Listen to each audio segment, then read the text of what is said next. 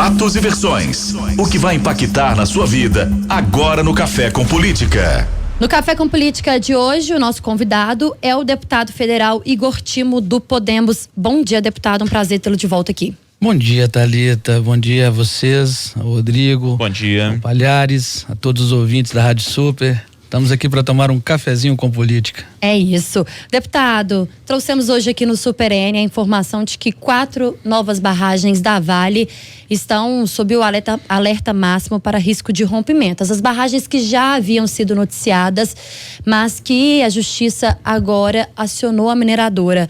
Parece que Minas está vivendo mais um pesadelo e a gente sabe que essas informações da Vale, ou talvez os laudos que comprovem essas estabilidades, não são confiáveis, pelo menos pela população. Como que o senhor tem acompanhado os desdobramentos, partindo da tragédia em Brumadinho no ano passado e agora com essas novas informações? Olha, Thalita, realmente é um pesadelo sem precedentes, né? Eu fui membro da comissão externa da CPI, fui membro da CPI e acompanhei de perto toda esse crime, né? Isso não foi só uma tragédia, não, foi um crime socioambiental.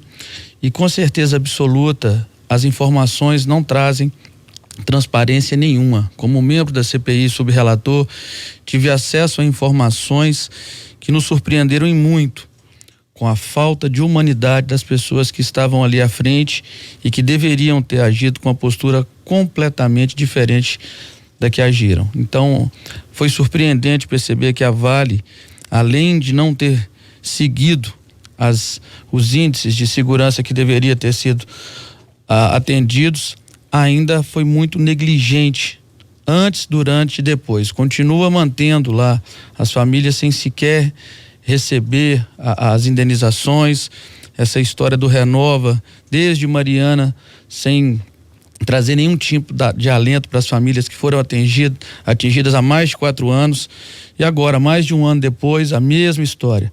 A verdade é que não são só 4, não. 4 é o que está sendo apontado agora como num índice altíssimo. Mas o total de barragens que estão com iminência são 17. Trago isso para vocês aqui em primeira mão, que foi o levantamento que nós fizemos na CPI de Brumadinho. E a gente percebe que já há uma mobilização por parte das instituições competentes, como o nosso competente Ministério Público, que já acatou, né, o indiciamento de mais de 16 pessoas, incluindo as 2 empresas, Vale e Tuvisud. Então nós esperamos que esses criminosos, dessa vez, sirvam de exemplo, né, para que tragédias como essa não volte a acontecer no nosso estado e nem no nosso país. O deputado, o senhor disse que são 17 barragens, né? Muito mais do que as 4 que a gente anunciou a partir do levantamento feito pela Agência Nacional de Mineração. Onde é que estão essas outras barragens que representam esse perigo iminente, como o senhor disse? Todas muito próximas da região metropolitana. Poucas saem desse contexto. Se eu não me engano, acho que apenas 4, como o caso de Paracatu. Enfim, são barragens que estão na região metropolitana. Dentro delas, 4 que estão na iminência de rompimento. Caso aconteçam, um dos maiores problemas que ela trará, além do risco de perdas de vidas novamente, é a questão do abastecimento, né? Há uma preocupação muito grande, porque dentre essas 17, 4 delas comprometeria em praticamente 100% o abastecimento da capital e da região metropolitana. E isso foi uma das coisas que nos trouxe grande perplexidade e preocupação. Então nós esperamos que a Agência Nacional de Mineração acompanhe de perto essa situação, monitore realmente, porque o que a Vale falou, né, tem dito sempre aí, eu escutei há pouco vocês mensurando a nota da Vale aí, de que ela tem uma série de sistemas de monitoramento, infelizmente não surtiram efeito em Brumadinho, né? Então nós sabemos que existe uma lacuna muito grande entre o que a Vale põe no papel, fala e pratica. Então nós precisamos de fato fazer um encontro dessas informações para garantir tranquilidade ao povo mineiro.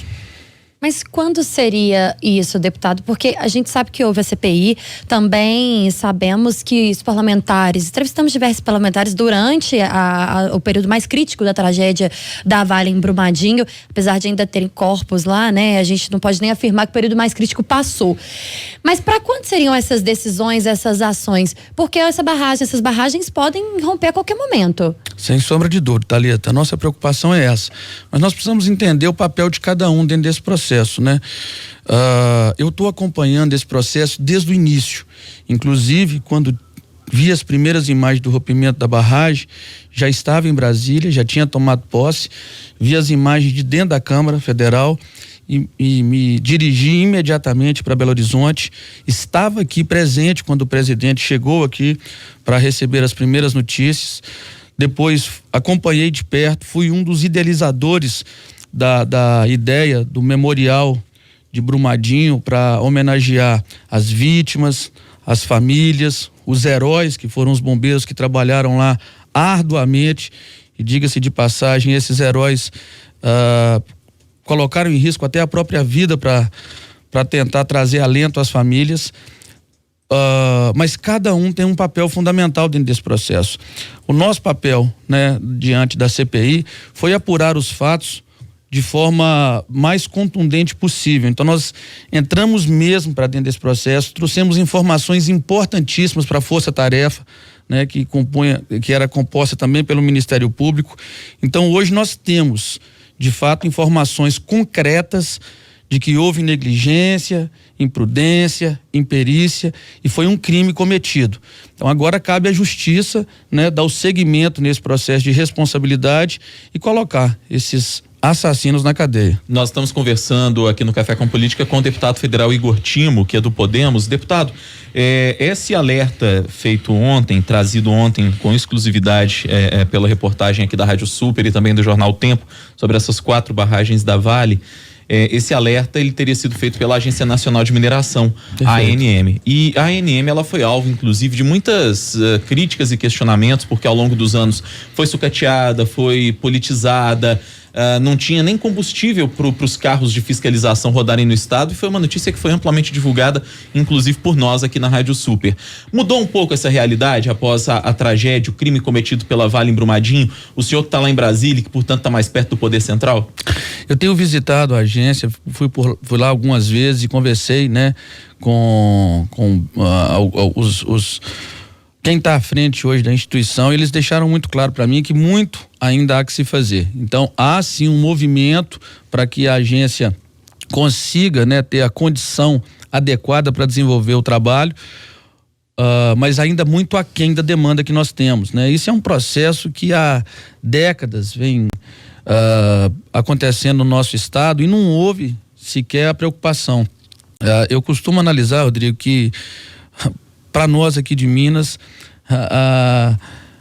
a exploração ainda não deixou de acontecer, né? Então não passou o período ainda de exploração, não. O pessoal continua explorando de forma incontrolada, né? A verdade é que não há nenhum tipo de monitoramento, haja visto que a própria agência informa que não tem condição de monitorar.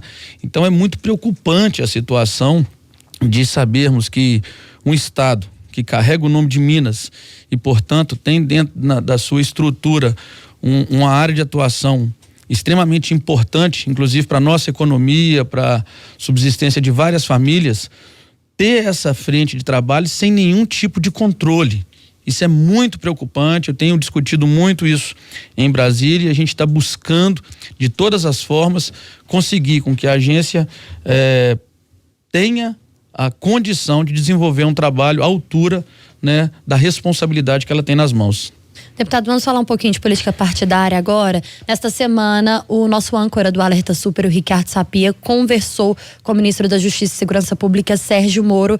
Ele falou que não pretende se envolver muito nessas eleições, mas há uma negociação, não sei se a gente pode chamar assim, do Moro com o Podemos e também do senador Álvaro Dias do Paraná para vir para o partido. Como está essa negociação? O Moro vem e é um desejo do partido fazer dele um candidato nas próximas eleições presidenciais?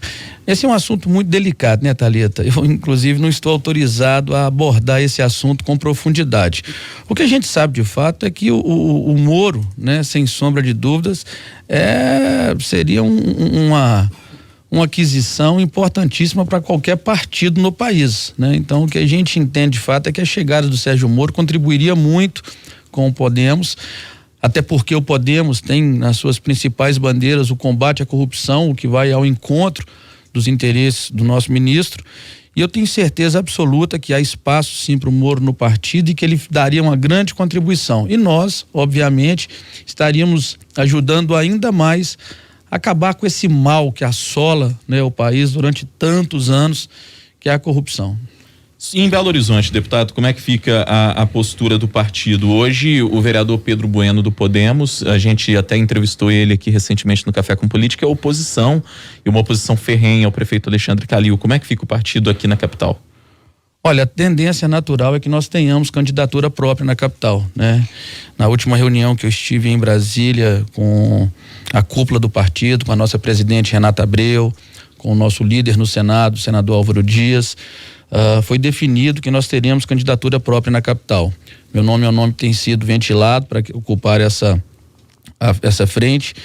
E a gente entende que Belo Horizonte, né, tá parada há muito tempo. Nós estamos vendo agora aí com esse problema das chuvas. Eu acompanhei o jornal hoje de manhã, vocês falando o tempo todo do impacto. Estive também, fui o deputado que representou a bancada na reunião com o ministro Canuto, quando ele veio aqui visitar o estado e acompanhar de perto, né, tudo que aconteceu, estavam os prefeitos presentes.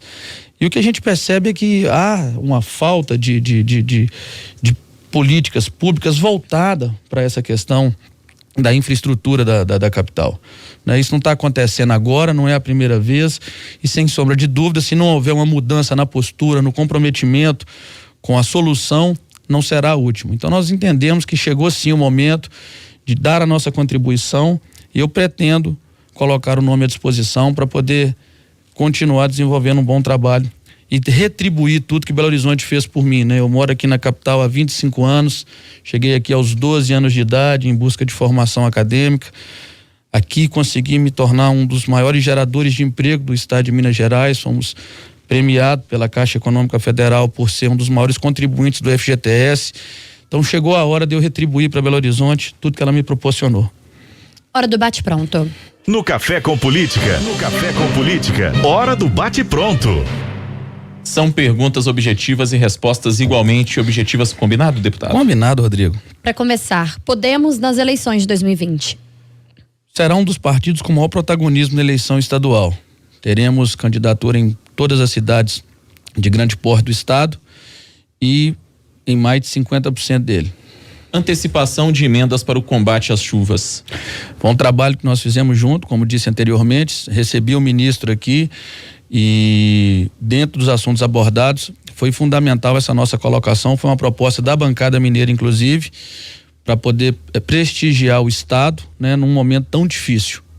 Balanço do primeiro ano como deputado federal. O balanço é muito positivo, Thalita. Conseguimos direcionar individualmente aproximadamente 60 milhões em emendas e a bancada mais de 300. Então acredito que foi uma das principais ações e trouxe alento, né, para áreas muito importantes, dentre elas a saúde do nosso estado. Reforma administrativa federal. Importantíssimo, está sendo discutido já e está bem adiantado. Acredito eu que num curto espaço de tempo aí nós teremos mudanças importantíssimas e que continuarão dando sequência no avanço para a economia e para várias frentes no país. Governador Romeu Zema.